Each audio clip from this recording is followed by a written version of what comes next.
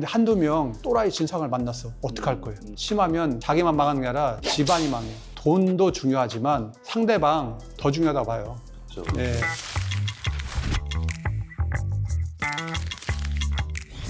지난 편에 권리금 계약에 서 이번 편은 임대차 계약입니다. 임대차 계약. 예. 중요한 계약이죠. 그렇죠. 본계약이죠. 권리금 계약은 종된 계약이라는 얘기 했으니까 임대차 계약은 주된 계약입니다. 주된 계약이 뭐 알 게 있을까 싶어요. 사실은 하라는 대로 하면 되는 거 아니에요?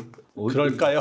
왜 이렇게 할 얘기가 많으시죠? 한번 듣고 나면은 아 그래요? 예, 지금 원상복구, 용도 변경, 가계약 얘기하려고 하거든요. 원상복구부터 한번 말씀드려 볼게요. 이거는 임대차 계약을 하게 되면 특약 1조에 뭐라고 써 있냐면 계약일 기준으로 현 시설물 상태에서 임대하며 만기 및 명도시 준공 상태 기준으로 원상복구한다.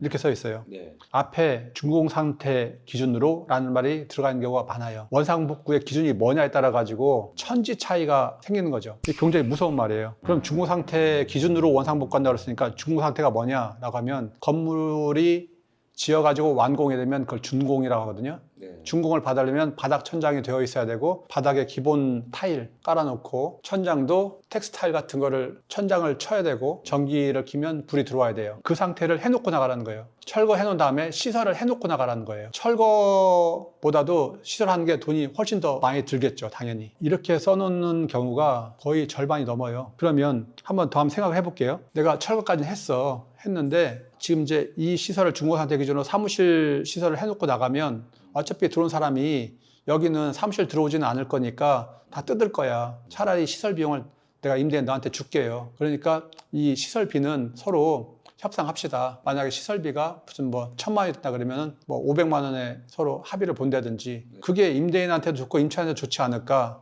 그리고 만기 시 원상복구 한다. 라고 되어 있어요. 그러면 이거는 해석이 어떻게 되냐면 입점할 당시 그대로 해놓고 나가는 거예요. 근데 이것도 또 문제가 있어요. 예를 들어 가지고 음식점을 인수받아고 하는데 뭐 휴대폰 판매점을 했다고 쳐요. 근데 나갈 때가 됐어. 나갈 때 입점 당시 그대로니까 그럼 음식점 시설을 해놓고 나가라는 얘기야 그럼? 그냥 쭉 읽어보고 넘어가지 마시고 어떤 기준으로 나중에 원상복구를 하고 나가야 되는 건지 요거에 대해서 계약서에다 꼭 특약에다 써 넣어라. 두 번째가 이제 용도 변경인데요. 특약이 뭐 한 10개 들어간다 그러면 아마 중간쯤에 꼭 이게 하나 문구가 들어갈 겁니다. 내용을 한번 읽어보면 용도 변경은 임차인의 비용과 책임으로 하되 임대인은 적극 협조한다. 중도금 지급일 이전까지 용도 변경이 안 되면 본계약은 상호 손해배상 없이 무효로 한다. 이제 2020년도 전후해가지고 건축법이 강화가 됐어요. 옛날에는 여거 허가를 이제 구청에서 받는데 그거 받을 때 건축무대장을 이렇게 참조하거든요. 용도가 안 맞아도 그 영업신고 허가 다 내줬어요. 근데 2020년도부터는 그게 강화돼가지고 이거 안 맞으면은 용도 바꿔갖고 오라고 그래요. 임대차 계약을 할 때 내가 일반 음식점을 하려고 한다 그러면 일반 음식점으로 되느냐 안 되느냐 사전에 알아보고 난 다음에 이거 가능하다 싶으면 계약을 해야지 어차피 계약해놓고 난 다음에 용도 변경이 안 나오면은 그 계약 깨지는 거거든요. 용도 변경이라는 게 신청하면 바로 되는 게 아니에요? 뭐가 안 맞으면 용도 변경은 안 되는 거예요? 그러면 안 되죠. 안 되는 경우 많아요.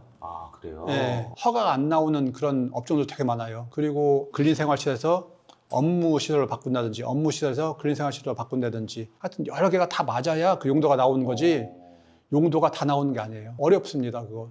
근데 뭐가 있냐면 공무원한테 물어보는 거죠. 구청에다가. 그러면은 됩니다 라는 소리를 안 해요. 정식으로 서류가 다 들어와 봐야 이거 가지고 판단을 하는 거기 때문에 그 장담할 수가 없어요. 정말 잘 알아봐야 돼요. 그럼 용도 변경 비용은 누가 낼 거냐? 용도 변경은 임대인만 할 수 있거든요. 소유자만. 임차인들마다 용도가 계속 바뀌면 그때마다 용도 변경 그 비용을 내야 되잖아요. 그래서 지금은 임차인이 알아서 돈 내고 바꾼다. 임대인은 협조해 준다. 이렇게 정리가 됐고 용도 변경 비용은 어느 정도 들어요? 근린생활시설에서 업무 시설을 바꾼다든지 뭐 교육시설을 바꾼다든지 이런 거는 용도를 바꾸는 부분이기 때문에 건축사가 그린 도면이 들어가 줘야 되는 거라서 일반인이 못해요. 그러면 이제 그 비용이 들어가죠. 평당 면적당 얼마를 받아요. 한 3, 40평이면은 50만 원, 100만 원 들 겁니다.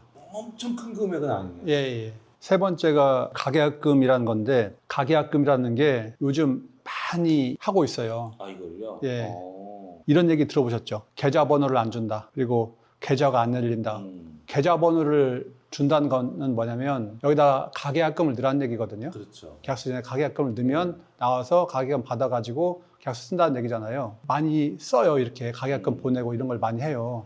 심지어 상가들도 지금 많이 그렇게 하고 있어요. 하고 있는데 결론부터 말씀드리면 하지 마셔라. 제발 하지 마셔라. 왜 이렇게 못하게 하시는 걸까요? 상가 사무실에는 서로 협의할 내용들이 정말 많습니다. 계약서 쓰다가 서로 작은 미세한 거라도 안 맞으면은 계약서 안 열어줄 수 있잖아요. 금액만 결정됐다고 해서 도장 찍기에는 다른 요소들이 더 많다는 거죠. 말은 가계약이라고 했지만 정확한 명칭은 계약금의 일부예요. 그러면서 계약금 돈만 보내는 게 아니고 항상 그 문자가 같이 들어가거든요. 언제 얼마의 매매 계약을 체결하게 한다. 여기에 대한 계약금의 일부를 보낸다. 그 문자를 받아보고 이제 돈을 탁 넣어요. 그러면요.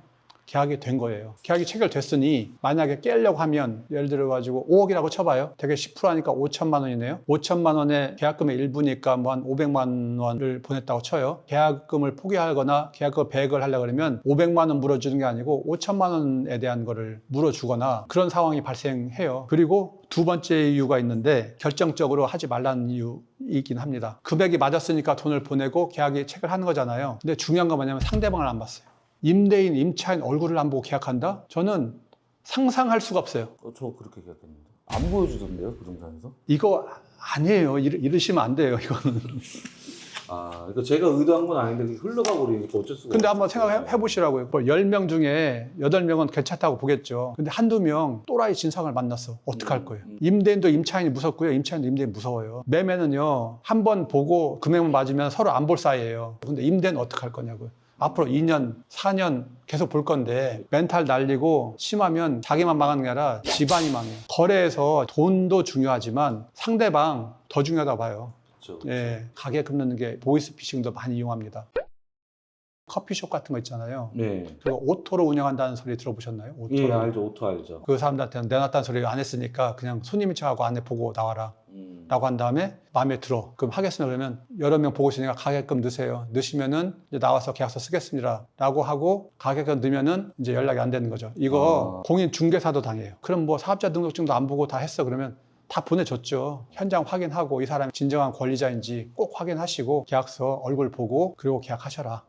그겁니다. 임대차 계약에서 요점 정리를 한번 할까요? 중요한 거 3가지 뽑은 게 원상복구, 용도변경, 가계약인데 어떤 기준으로 원상복구할지 요즘에 되게 중요해졌다.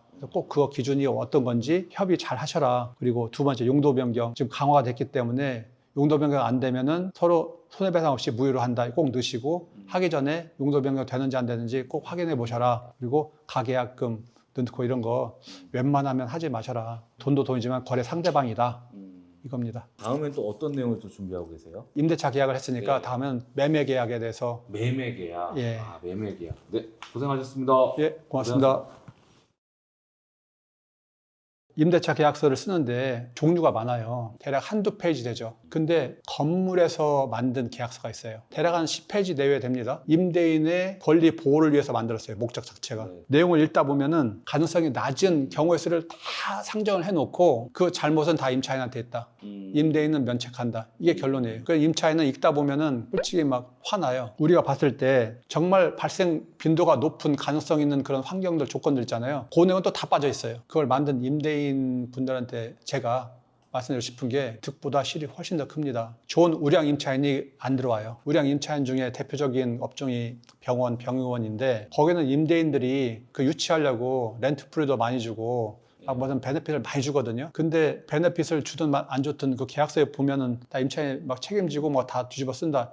이거 안 들어가겠죠. 그러면서 놓치는 우량 임차인이 많아요. 그런 건물 계약서는 결론적으로 임대인한테도 임차인한테도 서로 좋지가 않아요. 제가 봤을 때 3페이지, 많으면 4페이지면 충분히 권리 보호되고 임차인도 뭐 기분 나쁘게 그 계약서에 도장 찍을 이유는 없는 거니까 한번 생각해 보셔라.